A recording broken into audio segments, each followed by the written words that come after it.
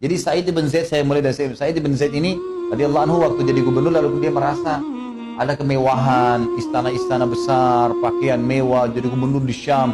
Orang-orang Bizantium ini biasa hidup dalam kemewahan gitu kan. Dia tidak mau lagi, dia turun. Dia minta kembali ke Madinah. Waktu kembali ke Madinah pun dia lihat muslimin sudah banyak ghanimah. Berubah, bukan seperti zaman Nabi SAW, dan dia tidak suka itu.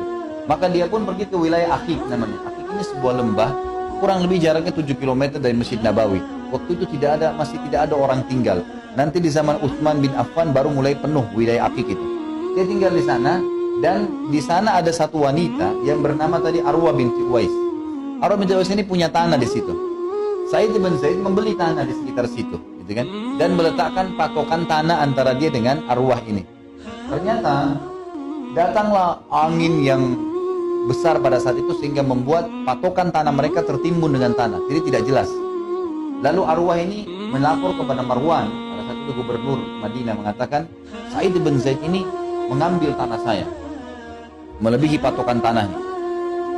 Lalu Marwan pun memanggil Sa'id, mengatakan, wahai Sa'id, sampai berita kepada saya dari Arwah bin Uwais ini, dan terkenal dia sudah tua umurnya, katanya kamu mengambil sebagian tanahnya. Kata Sa'id bin Zaid, dan ini hadis keluar diriwayatkan oleh beliau, gitu kan? Ini juga Imam Adz-Dzahabi sudah sebutkan dalam masalah dosa-dosa besar. Sa'id mengatakan pada saat dilaporkan, apakah aku mengambil sebagian dari tanahnya setelah aku mendengarkan Rasulullah SAW bersabda, Rasulullah SAW menyampaikan kepadaku pesan. Kata Marwan, apa pesan Nabi SAW kepadamu?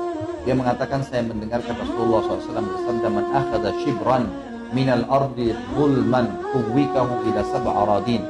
Barang siapa yang mengambil satu jengkal tanah secara zalim, niscaya tanah itu sampai 7 lapis akan dipikulkan kepadanya. Dan ada beberapa riwayat, dalam riwayat sahih semuanya diriwayatkan oleh Sa'id bin Zaid berhubungan dengan hadis ini. Hadisnya dikatakan siapa yang mengambil satu jengkal tanah secara zalim, maka akan dikalungkan pada lehernya 7 lapis tanah pada hari kiamat sampai dihisapnya manusia. Kata Sa'id, masuk akalkah saya ingin mengambil alih tanah setelah saya dengar itu? Dan kau tahu siapa saya, wahai Marwan? Dengan gubernur Madinah pada saat itu. Lalu kata Sa'id, Marwan sempat diam. Kata Sa'id begini, wahai Marwan, saya punya bukti satu lagi. Kau nggak usah khawatir tentang saya ini benar. Dia bilang, lalu kata Marwan, apa itu? Lalu Sa'id di depannya Arwah binti Uwais, tadi perempuan itu, di depannya juga Marwan ini, Sa'id bin Zaid menghadap kiblat lalu mengangkat tangan mengatakan, ya Allah, kalau seandainya wanita ini membuat-buat berita ini, dia sengaja dusta dengan berita ini, sehingga akhirnya merusak nama baik saya, maka jangan kau meninggalkan dia ya Allah sampai dia buta matanya, dan jadikanlah sumurnya sebagai kuburannya. Jadi ternyata di tanahnya Arwah ini ada sumur, ya, sumur itu selalu dia jadikan sumber penghidupannya, gitu kan? Dan Arwah ini selalu merasa bangga dengan sumur itu, dan sumur itu dekat dengan perbatasan tanahnya Sa'id. Maka dia mengatakan, dan jadikan sumurnya sebagai, ya, kuburannya. Subhanallah, dibiarkanlah berjalan waktu. Tentu Marwan tidak hukum Sa'id, jelas kan gitu. Dan Sa'id mengatakan tidak ada masalah.